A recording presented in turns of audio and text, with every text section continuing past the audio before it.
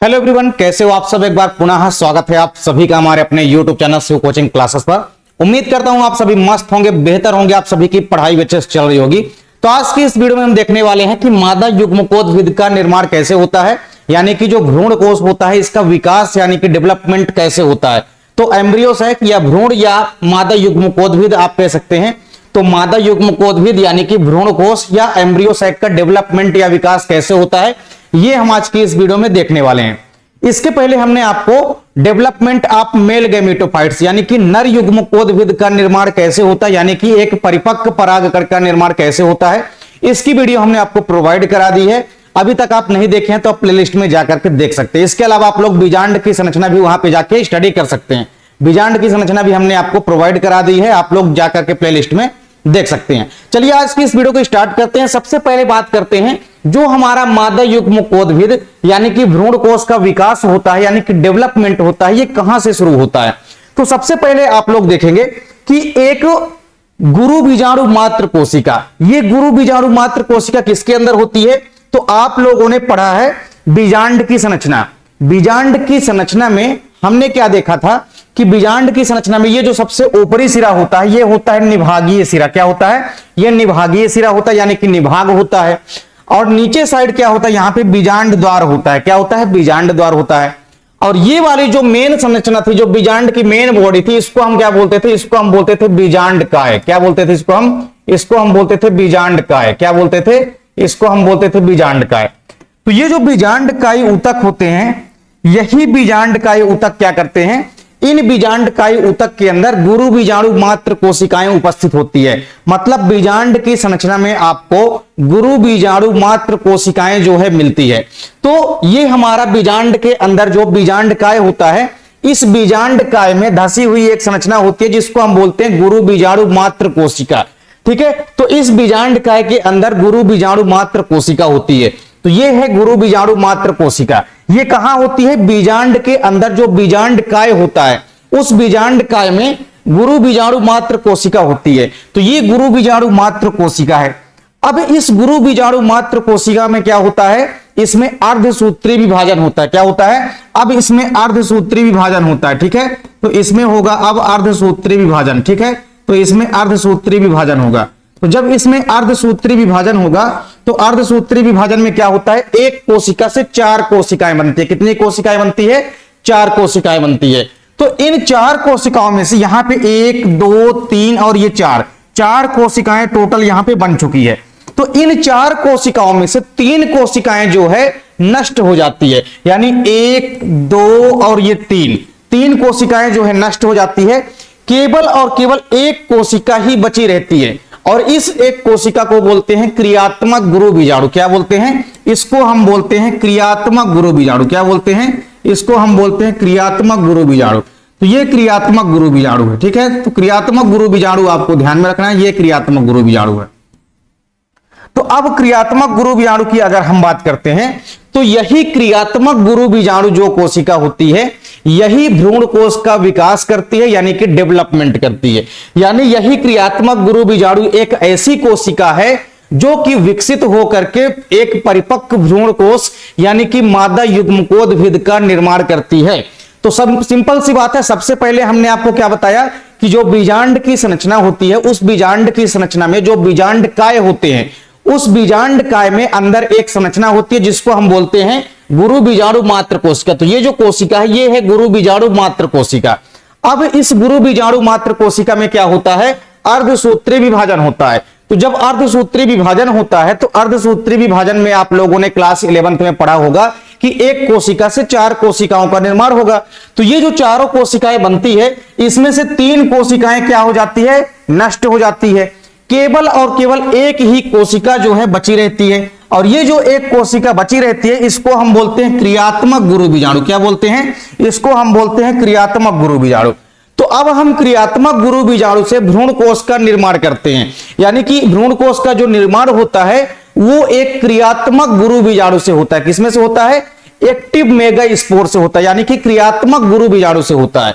तो आप देख भी सकते हैं कि अगर एक क्रियात्मक गुरु बीजाणु से किसी भ्रूण कोश का परिवर्धन यानी कि विकास होता है तो इसको हम क्या बोलते हैं? तो अगर मान लीजिए एक क्रियात्मक गुरु बीजाणु से, एक क्रियात्मक गुरु बीजाणु से, ये क्या है? ये एक क्रियात्मक गुरु बीजाणु है। तो इस एक क्रियात्मक गुरु बीजाणु से अगर भ्रूण कोष का निर्माण होता है तो इसको हम क्या बोलते हैं? तो इसको हम बोलते हैं एक बीजाणुक, एक बीजाणुक भ्रूण कोष परिवर्धन। क्या बोलते हैं?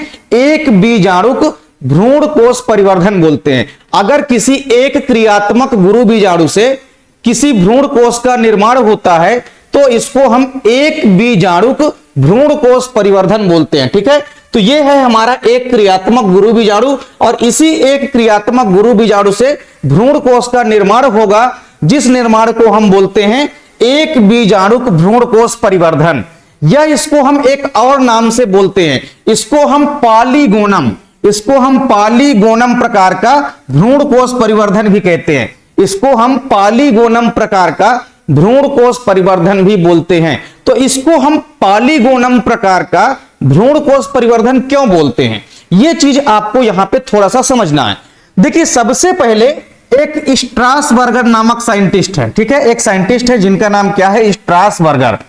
तो ये स्ट्रासबर्गर जो नामक साइंटिस्ट हैं, इन्होंने सबसे पहले पॉलीगोनम प्लांट के अंदर, एक प्लांट है जिसका नाम है पॉलीगोनम, तो पॉलीगोनम प्लांट के अंदर स्ट्रासबर्गर नामक साइंटिस्ट ने सबसे पहले इस प्रक्रिया को देखा था। मतलब सबसे पहले जो भ्रूण कोष का परिवर्धन होता है, यानी जो भ्रूण कोष का निर्माण होता है, इसको सबसे पहले स्ट्रासबर्गर नामक साइंटिस्ट ने पॉलीगोनम पादप में देखा था। किसमें देखा था? पॉलीगोनम पादप में। इसीलिए इस प्रकार के भ्रूण कोष परिवर्धन को हम क्या बोलते हैं? पॉलीगोनम प्रकार का भ्रूण कोष परिवर्धन। इतनी बात आपको क्लियर हो गई होगी कि बीजांड के अंदर जो बीजांडकाय होते हैं उनके अंदर गुरु बीजाणु मात्र कोशिका होती है, और इस गुरु बीजाणु मात्र कोशिका में अर्धसूत्री विभाजन होता है, जिसके कारण 4 कोशिकाएं बनती है, जिनमें से 3 कोशिकाएं नष्ट हो जाती है, केवल और केवल एक कोशिका जो है शेष बचती है, जिसको हम क्या बोलते हैं? जिसको हम बोलते हैं क्रियात्मक गुरु बीजाणु। और इसी क्रियात्मक गुरु बीजाणु से ही भ्रूण कोष का, यानी कि मादा युग्मकोद्भिद का विकास होगा या परिवर्धन होता है।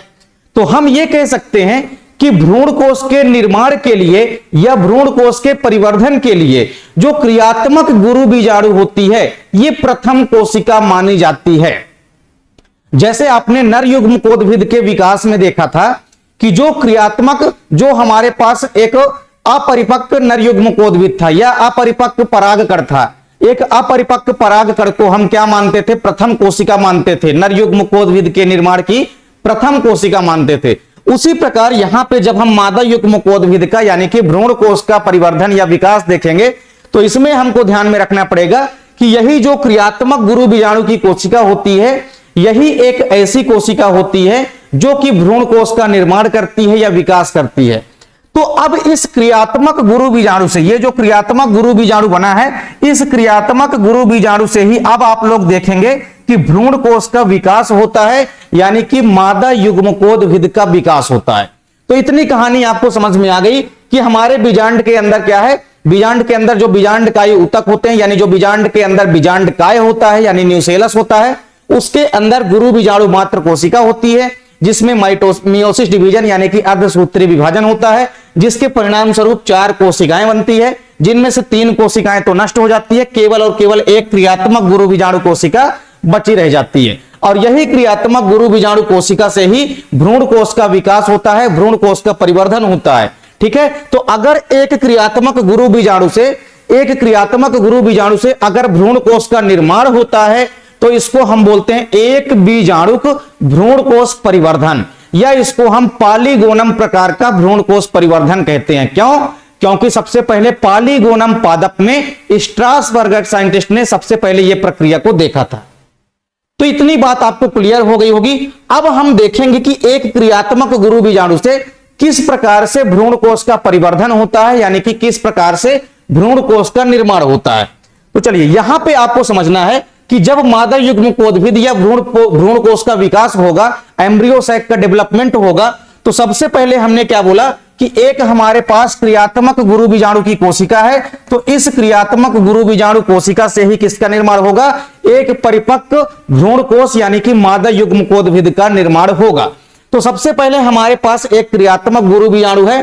अब आपको याद रखना है कि जब एक क्रियात्मक गुरु बीजाणु से एक परिपक्व भ्रूण कोश या मादा युग्मकोद्भिद का निर्माण होता है, तो इसके निर्माण की प्रक्रिया में टोटल 3 बार समसूत्री विभाजन होता है। कितनी बार? टोटल 3 बार समसूत्री विभाजन होता है। तो समसूत्री विभाजन में हमने देखा था कि समसूत्री विभाजन 2 चरणों में होता है। पहले तो केंद्रक का विभाजन होता है और फिर उसके बाद कोशिका द्रव्य का विभाजन होता है। तो यहां पे हम सबसे पहले देखेंगे कि हमारे पास एक क्रियात्मक गुरु बीजाणु है। अब इस क्रियात्मक गुरु बीजाणु में यहां पे क्या होगा, यहां पे आप देखेंगे कि पहला समसूत्री विभाजन होगा। क्या होगा? यहां पे पहला समसूत्री विभाजन होगा। तो यहां पे अब होगा पहला समसूत्री विभाजन। तो अब पहला समसूत्री विभाजन यहां पे हो चुका है। तो जब यहां पे पहला समसूत्री विभाजन होगा, तो यहां पे जब पहला समसूत्री विभाजन होगा तो केंद्रक का विभाजन होगा। केवल और केवल किसका विभाजन होगा? केंद्रक का विभाजन होगा। तो यहां पे आप लिख भी सकते हैं किसका विभाजन होगा? केंद्रक विभाजन। क्या होगा? यहां पे अब केंद्रक का क्या होगा? विभाजन होगा। तो केंद्रक जो है, अब केंद्रक का क्या हो जाएगा? विभाजन।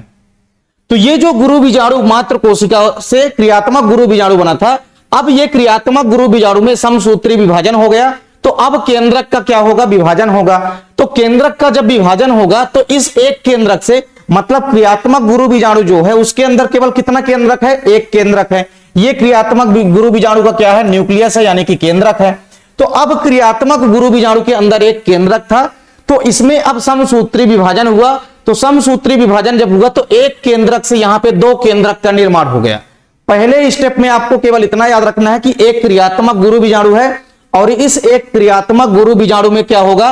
पहला समसूत्री विभाजन होगा जिसमें केंद्रक का विभाजन होगा। तो क्रियात्मक गुरु बीजाणु कोशिका के अंदर जो एक केंद्रक है इसका विभाजन हो जाएगा और इसके विभाजन से एक केंद्रक था, तो यहां पे 2 केंद्रक बन गए।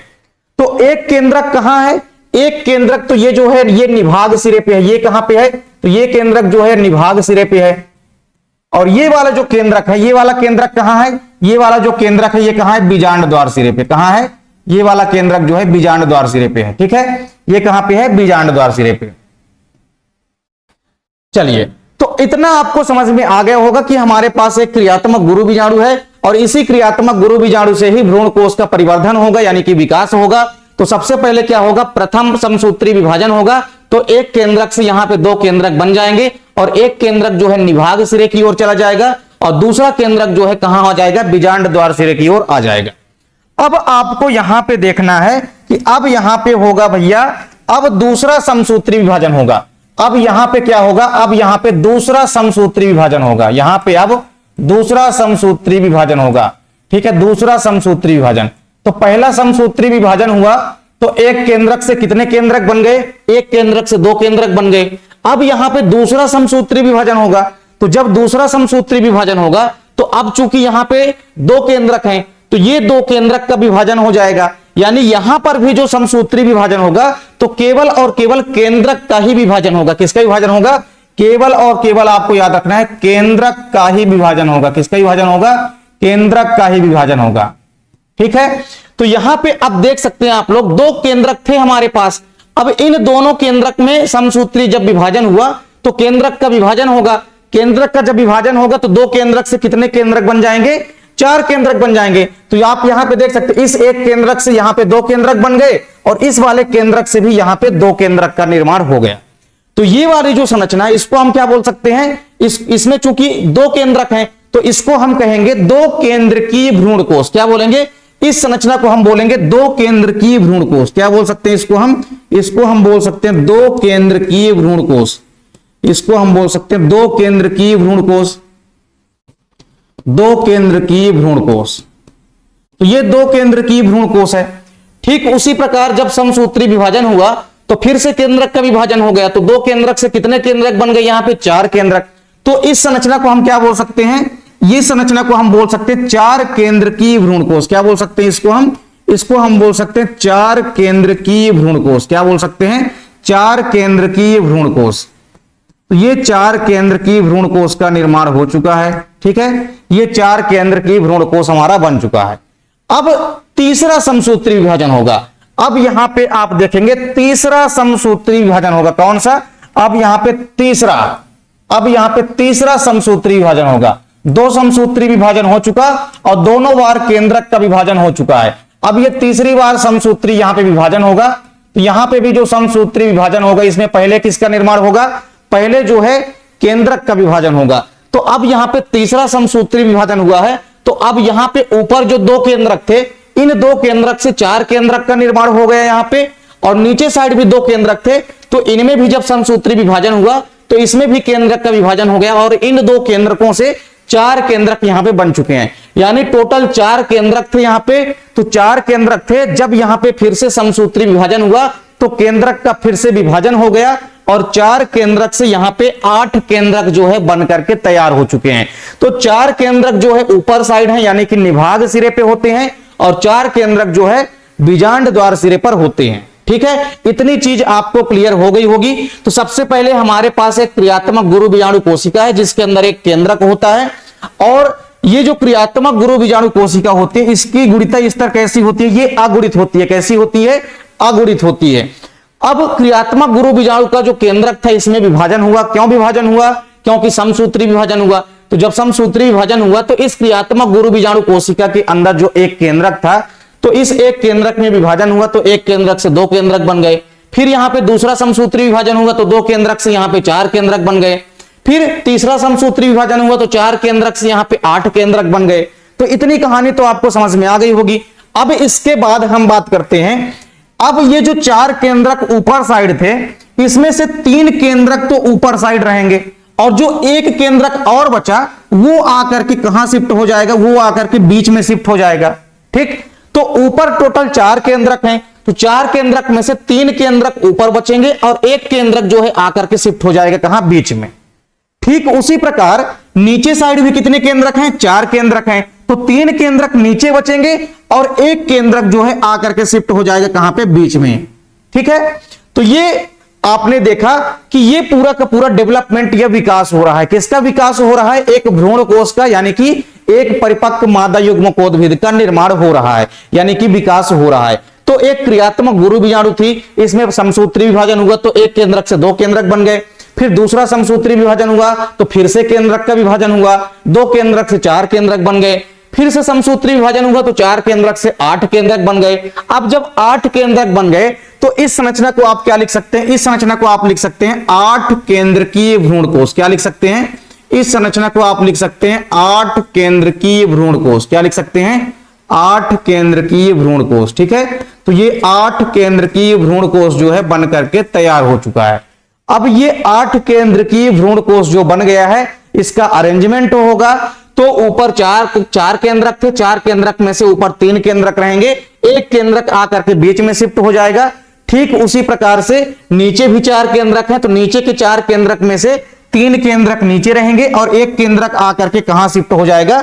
एक केंद्रक आकर के शिफ्ट हो जाएगा कहां पे? बीच में। अब इसके बाद क्या होगा? कोशिका द्रव्य विभाजन होगा। क्या होगा? केंद्रक का विभाजन तो हो चुका, तो जब भी समसूत्री विभाजन होता है तो उसमें पहले तो केंद्रक का विभाजन होता है और बाद में कोशिका द्रव्य का विभाजन होता है। तो अब यहां पे क्या होगा? अब यहां पे केंद्रक का विभाजन तो हो चुका 3 बार, अब यहां पे क्या होगा? कोशिका द्रव्य विभाजन होगा। क्या होगा? अब यहां पे कोशिका द्रव्य विभाजन होगा। अब यहां पे कोशिका द्रव्य विभाजन होगा। तो जब कोशिका द्रव्य विभाजन होता है, ठीक है, यहां पे अब क्या होगा? यहां पे अब होगा कोशिका द्रव्य विभाजन। ठीक है, तो यहां पे चूंकि कोशिका द्रव्य विभाजन नहीं हो रहा है, यहां से आप लोग इसको हटा देंगे। कोशिका द्रव्य का विभाजन आप लोग यहां पे लिख लेंगे, क्योंकि यहां पे क्या होगा? यहां पे कोशिका द्रव्य का विभाजन होगा। पहले तो अरेंजमेंट होगा, अरेंजमेंट के बाद फिर क्या होता है? कोशिका द्रव्य का विभाजन होता है। तो यहां पे अब क्या होगा? कोशिका द्रव्य विभाजन होगा। तो अब यहां पे जब कोशिका द्रव्य का विभाजन हो जाएगा तो कोशिका द्रव्य के विभाजन के परिणाम स्वरूप आपको पता है क्या होता है? भित्ति का निर्माण होता है। किसका निर्माण होता है? कोशिका द्रव्य का जब भी विभाजन होता है तो भित्ति का निर्माण होता है। किसका निर्माण होता है? भित्ति का निर्माण होता है। तो कोशिका द्रव्य का विभाजन होगा और किसका निर्माण होगा? भित्ति का निर्माण होगा। तो केंद्रक के चारों तरफ क्या बन जाएंगी? भित्ति बन जाएंगे। ठीक है, तो आपने देखा कि इस प्रकार से यहां पे टोटल कितने केंद्रक हैं? ऊपर 3 केंद्रक हैं। एक केंद्रक तो ऊपर ये हो गया, दूसरा केंद्रक हमारा ये हो गया और तीसरा केंद्रक हमारा क्या हो गया? ये हो गया। नीचे साइड भी 3 केंद्रक है तो नीचे भी आप लोग 3 केंद्रक बना लीजिए। एक केंद्रक ये बन गया, दूसरा केंद्रक हमारा ये बन गया और तीसरा केंद्रक हमारा ये बन गया। और बीच में कितने केंद्रक हैं? बीच में 2 केंद्रक हैं तो आप लोग बीच में भी यहां पे 2 केंद्रक आप लोग बना लीजिए। तो अब हम क्या कह रहे हैं कि ये तो हमारा अरेंजमेंट हो गया। अब इसके बाद जब कोशिका द्रव्य का विभाजन होगा तो भित्ति का निर्माण होगा, यानी कि सभी केंद्रक के चारों तरफ, यानी कि सभी केंद्रक के चारों तरफ आप क्या देखेंगे? केंद्रक के चारों तरफ भित्ति का निर्माण हो जाएगा, यानी कि कोशिकाएं बन जाएगी। तो केंद्रक के चारों तरफ जब भित्ति का निर्माण हो जाएगा तो यहां पे भी भित्ति बन जाएगी, यहां पे भी एक भित्ति बन जाएगी और यहां पे भी क्या बन गई? एक भित्ति बन गई। फिर यहां पे भी आप देखेंगे एक भित्ति बन जाएगी, एक भित्ति यहां पे भी बन जाएगी और एक भित्ति आपकी यहां पे बन जाएगी। तो ये हमारा जो भ्रूण कोश है ये बन करके क्या हो चुका है? तैयार हो चुका है। यानी एक परिपक्व भ्रूण कोश जो होता है उसमें 7 कोशिकाएं होती है और 8 केंद्रक होते हैं। ये बात आपको नोट कर लेनी है क्योंकि आपके एग्जाम में अक्सर पूछा जाता है कि ये जो हमारा भ्रूण कोश होता है, भ्रूण कोश की संरचना में आपको टोटल 4 कोशिकाएं नजर आती है। सॉरी, कितनी कोशिकाएं नजर आती है? 7 कोशिकाएं। ठीक है, तो एक परिपक्व भ्रूण कोश की संरचना में आपको 7 कोशिकाएं दिखाई देगी। कितनी कोशिकाएं दिखाई देगी? 7 कोशिकाएं दिखाई देती है। और केंद्रक कितने दिखाई देते हैं? 8 केंद्रक दिखाई देते हैं। कितने केंद्रक? 8 केंद्रक दिखाई देते हैं। तो अब इनका आपको कर देना है नामकरण।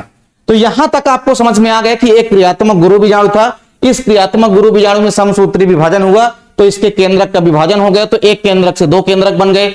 फिर से दूसरा समसूत्री विभाजन हुआ तो फिर से केंद्रक का विभाजन हो गया, तो 2 केंद्रक से यहां पे कितने केंद्रक बन गए? 4 केंद्रक बन गए। फिर से समसूत्री विभाजन हुआ तो 4 केंद्रक से 8 केंद्रक बन गए। ठीक है, फिर इस 8 केंद्र की भ्रूण कोश में क्या होगा? अरेंजमेंट होगा। तो 4 ऊपर केंद्रक थे जिसमें से ऊपर 3 केंद्रक बचेंगे, एक केंद्रक आकर के शिफ्ट हो जाएगा कहां? बीच में। उसी प्रकार नीचे के 4 केंद्रक में से 3 केंद्रक तो नीचे रहेंगे और एक केंद्रक आकर के शिफ्ट हो जाएगा कहां पे? एक केंद्रक आकर के शिफ्ट हो जाएगा कहां पे? बीच में। ठीक है, और इसके बाद हो जाएगा कोशिका द्रव्य का विभाजन। तो कोशिका द्रव्य का जब विभाजन होता है तो लेयर का निर्माण होता है, यानी कि भित्ति का निर्माण होता है। तो केंद्रक के चारों तरफ भित्ति का निर्माण हो गया, यानी कि कोशिकाओं का निर्माण हो गया। अब इनका आपको कर लेना है नामकरण। क्या करना है? इनका आपको नामकरण करना है। तो ये जो ऊपर की तीनों कोशिकाएं होती है, ऊपर की जो तीनों कोशिकाएं हैं, तो ये जो ऊपर की तीनों कोशिकाएं हैं 1 2 3, इन तीनों कोशिकाओं को हम क्या बोलते हैं? इन तीनों कोशिकाओं को हम बोलते हैं प्रतिमुखी कोशिका। क्या बोलते हैं? इनको हम बोलते हैं प्रतिमुखी कोशिका। क्या बोलते हैं? प्रतिमुखी कोशिका। तो ये है प्रतिमुखी कोशिका। फिर इसके बाद आप देखेंगे ये जो बीच वाली कोशिका, ये जो पूरी की पूरी बीच वाली कोशिका है, इसको हम बोलते हैं केंद्रीय कोशिका। क्या बोलते हैं? इसको हम बोलते हैं केंद्रीय कोशिका। तो यहां पे आप लिख लेंगे केंद्रीय कोशिका। ये वाली जो कोशिका है पूरी की पूरी बीच की, इसको हमने क्या बोल दिया? इसको हमने बोल दिया केंद्रीय कोशिका। तो ये केंद्रीय कोशिका बनकर तैयार हो गई। फिर ये वाली जो कोशिका होती है इसको हम क्या बोलते हैं? इसको हम बोलते हैं अंड कोशिका। क्या है? ये वाली जो कोशिका ये होती है अंड कोशिका। ये जो बड़ी वाली कोशिका, नीचे जो बड़ी वाली कोशिका होती है, इसको हम क्या बोलते हैं? इसको हम बोलते हैं अंड कोशिका। तो ये अंड कोशिका है। और फिर इस अंड कोशिका के नीचे ये जो दोनों कोशिकाएं हैं, एक कोशिका इधर साइड और एक कोशिका इधर साइड, इन दोनों कोशिकाओं को हम बोलते हैं सहाय कोशिका। क्या बोलते हैं? इनको हम बोलते हैं सहाय कोशिका। तो इन दोनों कोशिकाओं को हम क्या बोलते हैं? सहाय कोशिका बोलते हैं। क्या बोलते हैं? सहाय कोशिका, या आप सहायक कोशिका भी बोल सकते हैं। सहाय कोशिका या सहायक कोशिका। तो ये टोटल 7 कोशिकाएं बन गई। कैसी 7 कोशिकाएं हो गई? तो आप देख सकते हैं कि प्रतिमुखी कोशिकाओं की संख्या कितनी है? प्रतिमुखी कोशिकाओं की संख्या टोटल कितनी है? 3 है। फिर अंड कोशिका की संख्या कितनी है? 1 है। सहाय कोशिका की संख्या कितनी है? 2 है। और केंद्रीय कोशिका की संख्या कितनी है? 1 है। तो आपको यहां पे समझ में आ गया कि टोटल 3 1 4 4 2 6 और 6 1 7, टोटल 7 कोशिकाएं जो है एक परिपक्व भ्रूण कोश में आपको दिखाई देती है। तो 7 कोशिकाओं में से 3 होती है प्रतिमुखी कोशिकाएं और 1 होती है अंड कोशिका, 2 होती हैं सहाय कोशिका जो नीचे होती हैं किनारे किनारे, और एक बीच की है जो पूरी की पूरी कोशिका जिसको हम बोलते हैं केंद्रीय कोशिका। क्या बोलते हैं? इसको हम केंद्रीय कोशिका यानी कि सेंट्रल सेल बोलते हैं। प्रतिमुखी कोशिकाओं को हम बोलते हैं एंटीपोडल सेल। क्या बोलते हैं? एंटीपोडल सेल बोलते हैं। वहीं अंड कोशिका को हम क्या बोलेंगे, एग सेल बोलेंगे। क्या बोलते हैं, एग सेल बोलते हैं। और सहायक कोशिका को हम सिनर्जिड सेल बोलते हैं। क्या बोलते हैं, सिनर्जिड सेल बोलते हैं। ठीक है, तो आप लोग अगर इंग्लिश लिखना चाहें तो वो भी आप लोग कवर कर सकते हैं आसानी से। अब बात ये आती है कि आपके एग्जाम में कुछ छोटे छोटे क्वेश्चन यहां से पूछे जाते हैं। जैसे मान लीजिए अगर आपके एग्जाम में आ गया कि जो प्रतिमुखी कोशिकाएं होती है इनका गुणिता स्तर क्या होता है, मतलब इनकी सूत्र गुणिता क्या होती है, ये गुणिता स्तर क्या होता है, ये हेप्लॉइड होते हैं कि डिप्लॉइड होते हैं, यानी कि ये अगुणित होते हैं, द्विगुणित होते हैं। तो हमेशा आपको याद रखना है कि ये जो प्रतिमुखी कोशिकाएं होती है, प्रतिमुखी कोशिकाएं कैसी होती है, अगुणित होती है।